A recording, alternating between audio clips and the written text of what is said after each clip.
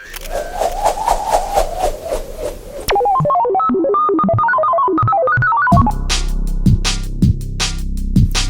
were a lot of celebrities who were now coming down to South Beach because it was the in thing to do, to be at the cutting edge of the scene in Miami. Oh, I took a piss next to Michael Jordan once. I don't know if that counts.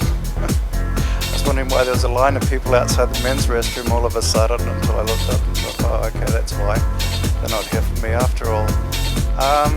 Sylvester Stallone caught me a little bit unprepared for that one, but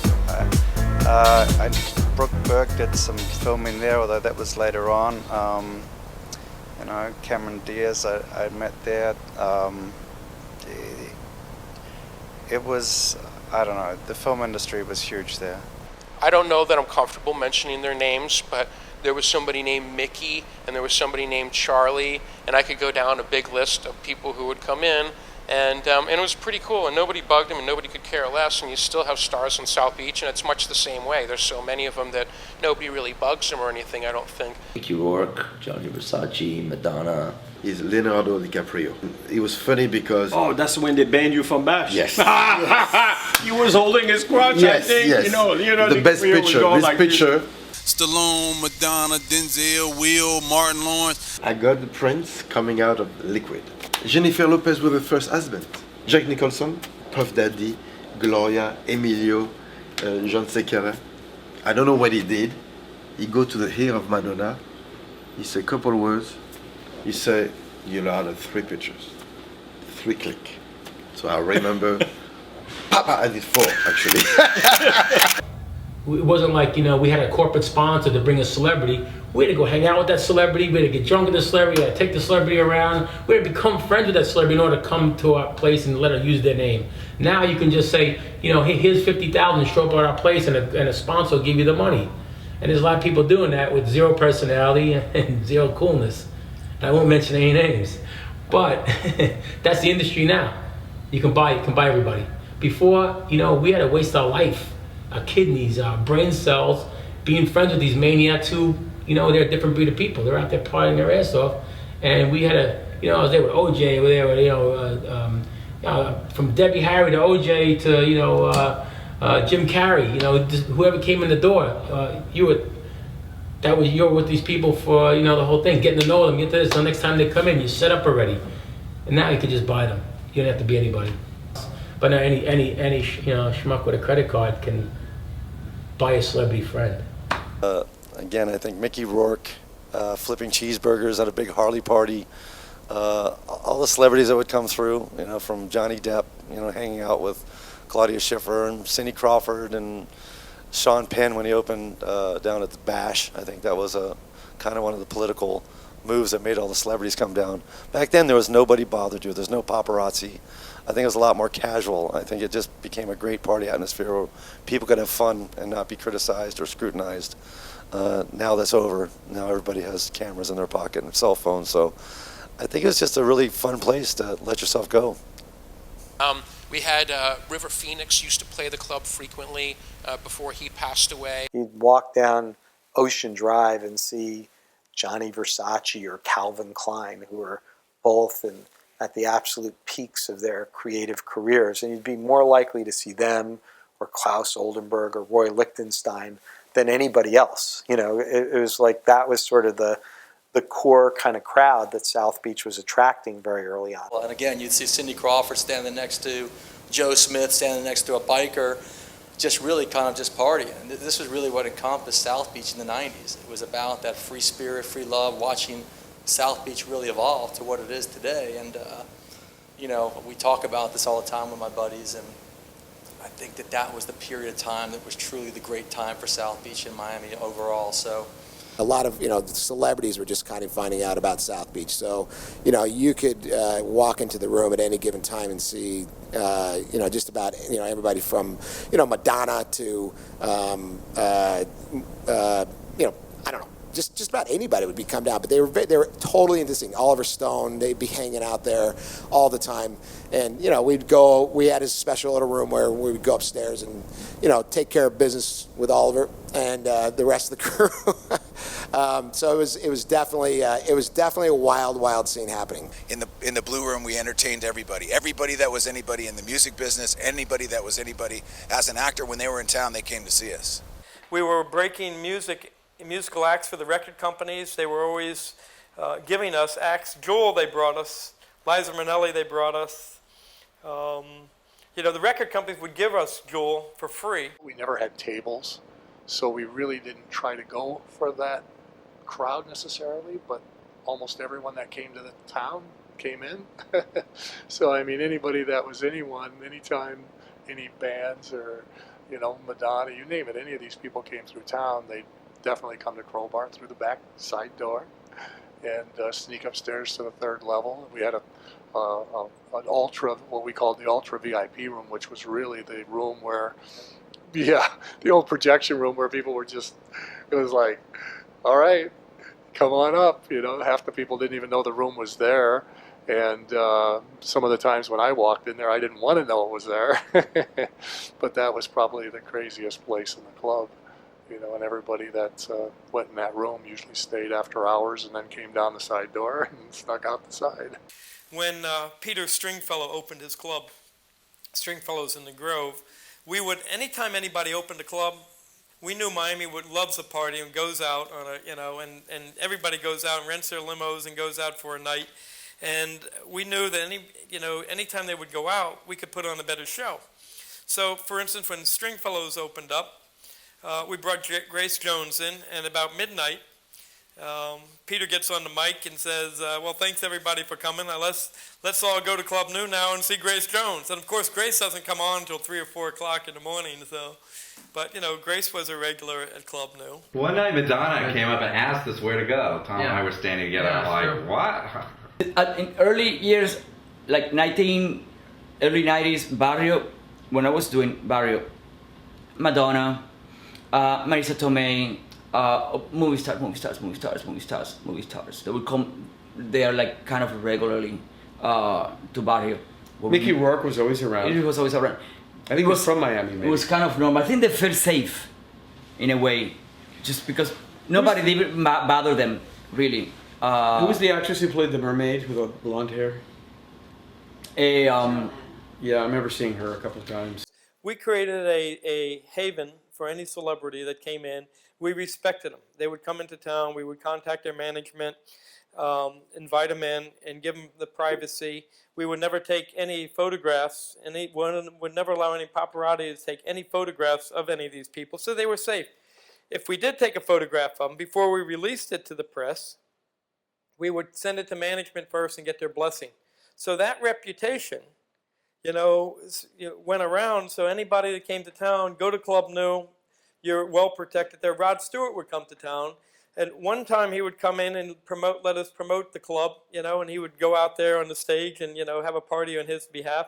Other times Rod would be on tour. He would fly in and call us up and say, can you get me 20 girls, And he didn't say 20 girls, but we knew we wanted 20 girls. And we'd put him upstairs in the VIP room. He'd come in, party for the night, get back on a plane, and go back on tour.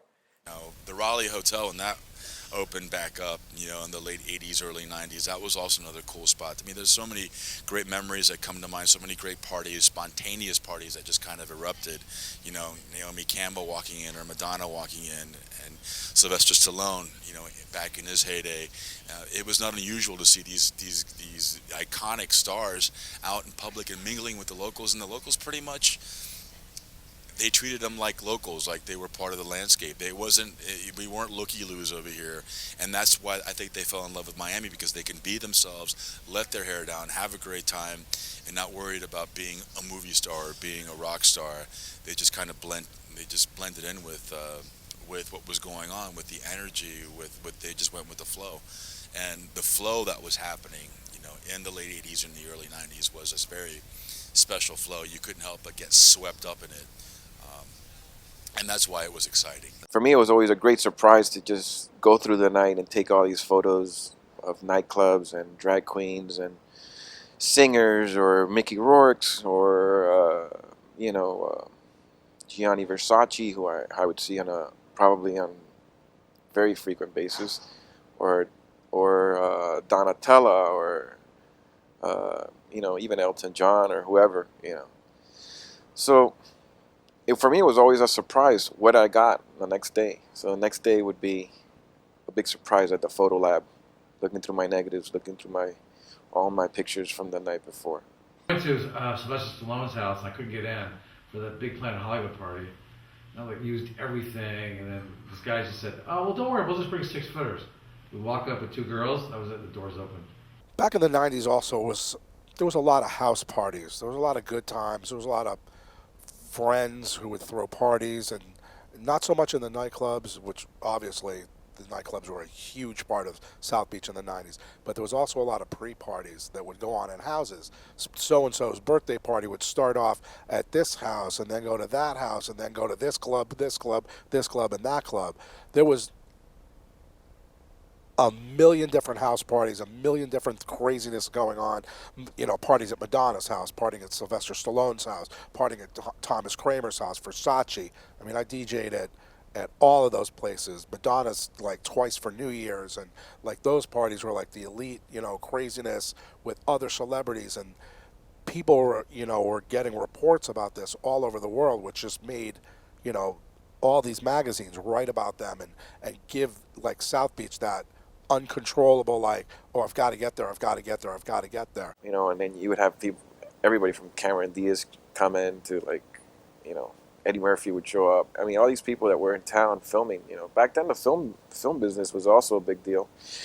The film business was a big deal. And, whether any given day you would see either Gianni Versace walking down Ocean Drive or seeing Herb Ritts on the beach, an afternoon shoot, taking pictures of Christy Turlington, or Naomi Campbell, like sitting at News Cafe. And of course, you'd see Sylvester Stallone walk by and look at the models. There were things that you could do here in terms of being yourself that you couldn't do in a New York club or things of that nature. People would just come here and be themselves. Celebrities would come. You could be at the Warsaw Ballroom and Madonna is dancing right next to you, and it wasn't a big deal. She was just part of the crowd.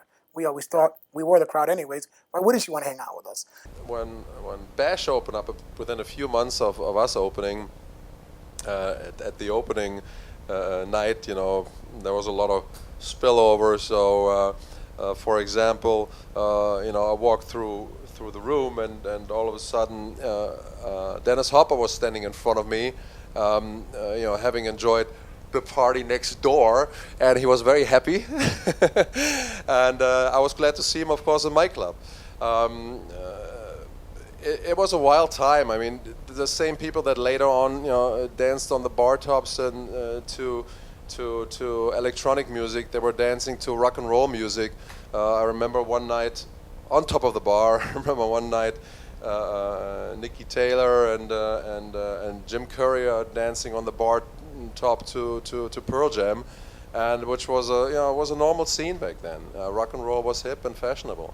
Gianni Versace came here, and he bought his hotels, which ended up becoming his homes, which was the Riviera, and another place which escapes my mind, but it'll come, Amsterdam Hotel, exactly. And he did a great job of just building that out, and he would invite all the models there all the time, and just have these little soiree parties, and he'd have all the media and the press and such, and that also was a catalyst that helped. That time, I like to think of it like before Versace's death. I feel like Versace's death was a little bit like a 9/11 for the speech. But before that, I mean, just you were surrounded by models, and models bring, of course, rich men and actors. And, of course, they started filming a lot of stuff down here. So you could be at any one time in a nightclub and turn around and there's Mick Jagger, there's Ricky Martin, there's Madonna, who at the time was doing that whole sex book thing and running around with Ingrid Caceres. Well, the Estefans got big then, too. As a matter of fact, they did the soundtrack for The Specialist. And then Gloria Estefan and her husband, Emilio. And they did a lot had a big impact. The music of the time was great, too. So they did have a great impact on Miami Beach in South Florida, but Miami Beach in particular. Cyndi Lauper came down. There were all kinds of people coming and having a positive effect. You know, when Stallone came here, he opened Planet Hollywood, and on the opening night, there was 70 celebrities that showed up, you know. And when Johnny Versace, you know, moved here, he built the Versace mansion, and, you know, he had every other weekend, you know, a party with every celebrity on earth there, you know. When Madonna moved here, she had her birthday party in Miami and brought all her friends in. So that created a lot of attention, and all of a sudden we went from having little black and white rags, like little newspapers like Sun Post, but 5 pages that were black and white, to, you know, having publications like Ocean Drive magazine. Today, there's as many celebrities than before, except there's so many more places to go that, you know, the sighting is not as frequent for me anyway. Even so, they do frequent my place and I see them, but not as much than 20 years ago. Although I have to say, something I didn't say about being a bartender in South Beach, Bobby, which was something I remember, which is funny. I mean, when you worked at the Spot or some of these clubs, you were a celebrity.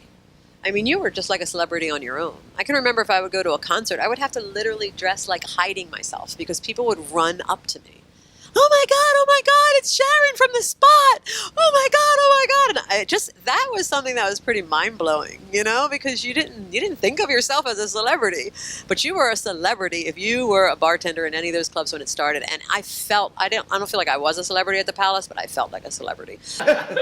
But before, celebrities would mix with the locals, and even then you had locals who were their own little, they had local celebrities as well that were mixing with the big celebrities. And everyone treated each other with respect.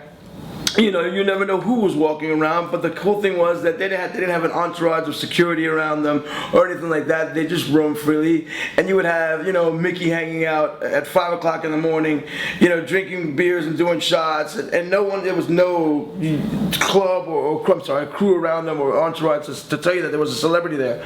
It would just be so nonchalantly, and he would just flow. Nowadays, you know, you have to lure them in with cash or this, that, and the other, and it's not what it used to be. South Beach, by right, has become this cesspool for money now, and trickery. At the risk of sounding redundant, it's not what it used to be. The difference between the 90s and now is, at that point, it wasn't just all about celebrities. All you had to do was be interesting, look interesting, be doing something interesting, and it was like the celebrities that sucked on to a core group of people that were amazing, an amazing kind of family of people making South Beach at the time. Madonna was not paid to go to those clubs. Sylvester Stallone was not paid. None of these people were paid. They went to be part of the fun. Fun was what attracted them. Now they, you know, Patrick knows better than anyone. You gotta be paid a fortune. Those people aren't going to a club unless somebody's giving them some money. Cell phone. Everyone has a little a video camera on their phone. Everyone has their Twitter. So there's no privacy anymore in South Beach. Back in the day, it didn't matter if you were with Madonna or with Jennifer Lopez or with Gloria Estefan or with somebody. Nobody cared. They would just hang out. And now it's like people tweet and they like, oh, Facebook, oh, I'm here with so and so, or even if they're not.